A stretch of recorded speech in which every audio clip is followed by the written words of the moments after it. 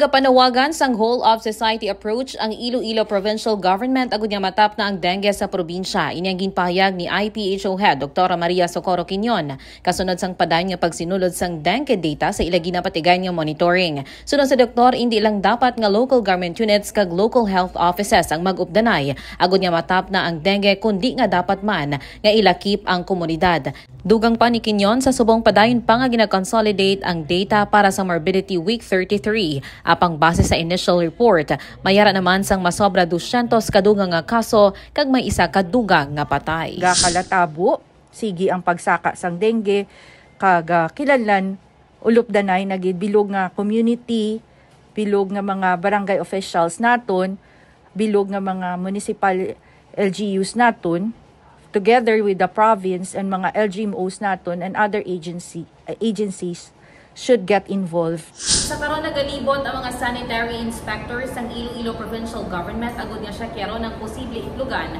sang mga lamok.